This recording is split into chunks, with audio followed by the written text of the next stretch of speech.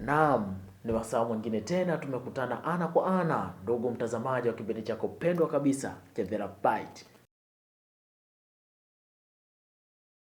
ambacho kinapatikana hapa mjini YouTube, Mr. Tasha TV. Natumai umzima na uko salama kabisa. Karibu sana. Mtangazaji wako ni mimi Mr. Tasha. Tutakuwa mwanzo mpaka mwisho wa kipindi hiki cha The Love Bite. Lakini kabla sijakuletea mada kubwa ambayo tunaenda kujadili siku hii ya leo, usisahau kulike, kucomment na kusubscribe akaunti hii ya Mr. Tasha TV ili uwe wa kwanza kupata kazi zangu zote, nondo zote ambazo nitazishusha hapa. Mada kubwa ya leo ambayo tunaenda kujadili, vitu vikubwa vitatu ambavyo wanawake hupenda kufanyiwa na wapenzi wao. Naomba nirudie tena kwa msisitizo zaidi. Mada ambayo tunaijadili leo katika kipindi cha The Love Bite, mambo makubwa matatu ambayo wanawake hupenda kufanyiwa na wapenzi wao.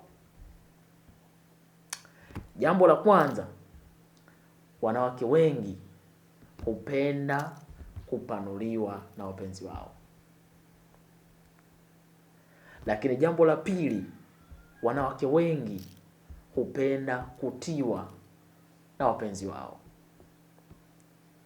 Lakini jambo la tatu, wanawake wengi hupenda kumwagiwa na wanaume zao. Naomba nieleweke hapo. Watanzania hamkawii kuninukuu vibaya mkasema kwamba nimetukana. Hapana. Naomba unisikilize kwa umakini sana ili upate faida. Kabla sijaja kudadavua mambo haya matatu, tafadhali usisahau kulike, kucomment, kushare, kusubscribe ili uwe wa kwanza kupata kazi zangu. Asante sana. Bila kusahau kipindi chetu pia kinaitwa Love Bite. Sawa? Nilisema mada kuu ni vitu vitatu ambavyo wanawake hupenda kufanywa na wanaume zao. Kitu cha kwanza nilisema kwamba wanawake wengi hupenda kupanuliwa na wanaume zao. Maana yangu ilikuwa kama ifuatavyo. Hata Mwenyezi Mungu ametueleza kwamba mwanaume ni kiongozi kwa mwanamke. Na hata katika uumbaji pia mwanaume alianza kuumbwa, baada ya hapo akaja kuletewa mwanamke. Hivyo basi hata katika mawazo wanaume pia tuna mawazo makubwa kuliko wanawake, na ndio maana Mwenyezi Mungu akatupa cheo cha sisi kuwa ni waongoza wa hawa wanawake. Kwa jambo la kwanza ambalo mwanaume lazima uwe nalo, na ukiwa unalifanya hili mwanamke wako atakupenda, huo unampanua kimawazo. Yaani kwamba kitu akikuletea bwana hiki na hiki na hiki na hiki, unaweza ukampanua. Kwamba mke wangu hapana, hii alipo sawa, tusifanye hivi. Kwa sababu tukifanya hivi na hivi itakuja kuwa hivi. Kwa tufanye hivi. Mwanamke hupenda sana mwanaume wa aina hiyo. Lakini sio tu mwanaume kila atakachokisema mwanamke kwamba tufanye hiki na hiki, umekubali, hiki na hiki umekubali, huo ni udhaifu ambao wanawake wengi hawapendi mwanaume wa aina hiyo. Kwa wanaume ni lazima tuwapanue wake zetu kimawazo. Hapo nadhani nimeeleweka kwenye jambo langu la kwanza. Jambo la pili, wanawake hupenda zaidi kutiwa na wanaume zao. Kutiwa nini? Hupenda kutiwa moyo. Nisikilize nikwambie kitu. Wanawake huwa na kaudhaifu fulani hivi kwamba kuvunjika moyo kwa haraka sana.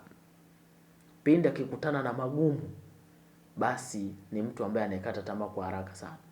Kwa mwanaume lazima uchukue nafasi hiyo kumtia moyo mwanamke wako. Na pindi ukiwa unamtia moyo mara kwa mara, basi mwanamke atakupenda sana na atavutiwa mno na wewe, kwa sababu ni mtu ambaye unampa matumaini. Matumaini yake alishakufa, lakini wewe unaenda kuyafufua. Hivyo wanawake wengi sana hupenda mwanaume wa aina hiyo. Na kitu cha tatu ambacho wanawake pia hupenda sana kufanywa na wanaume zao ni kumwagiwa. Naomba nieleweke hapa. Siku zote wanawake ni watu ambao wanapenda kumwagiwa sifa. Pindi ukimsifia mwanamke wako, utamwona tu anatabasamu, anacheka, anakushukuru. Kwa nini? Ndivyo hivyo Mwenyezi Mungu alivyotuumba hapa duniani. sisi wanaume tunapaswa kuwasifia wanawake zetu kwa maumbile yao, kwa urembo wao, kwa yani muonekano, lakini pia unaweza kumsifia hata kwa upambanaji wake. Vitu vingi sana vipo vya kumsifia mwanamke wako. Hivyo basi, mwanaume ambaye anayejua kusifia vile ipasavyo kwa mwanamke, basi mwanamke huyo atampenda sana. Sana zaidi ya sana, kwa sababu wanawake hupenda kusifiwa, yani hupenda kumwagiwa sifa. Kwa sisi wanaume tusiwe wachoyo kwenye kumwaga sifa kwa wanawake zetu. Tuwamwagie mpaka mwenyewe aridhike. Kuna muda unamsifia mpenzi wako mpaka anakwambia basi imetosha. Huyo ndio mwanaume na huyo ndio mwanamke sasa anipaswa kuzipokea hizo sifa. Na imani hapo sasa utakuwa umenielewa vizuri.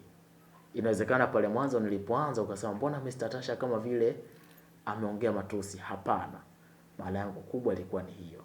Wanawake wanapenda kufanya mambo hayo matatu na wapenzi wao.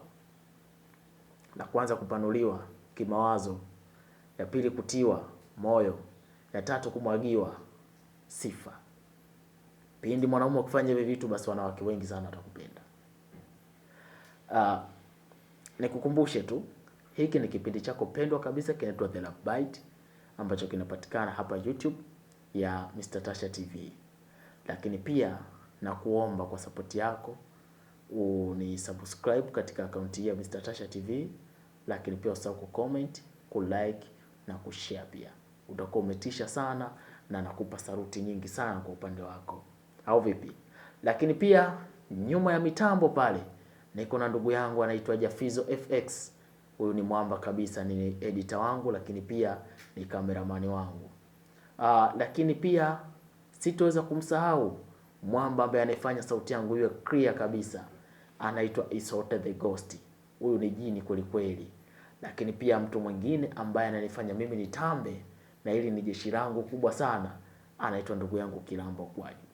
Ulikuwa nami Mr. Tasha mwanzo mpaka mwisho wa kipindi hiki cha Love Bite, na hapa ndio mwisho wake, bila kusahau napewa power kubwa sana na ndugu zangu wa Busati TV. Hawa ni watu ambao wametayarisha tamthilia House Girl, lakini kwa sasa wanatamthilia inayoitwa Maisha ya Ndoa. Iko hapo hapo YouTube ya Busati TV, wanafanya poa sana. Pia fanya kuwatembelea, utatisha mno.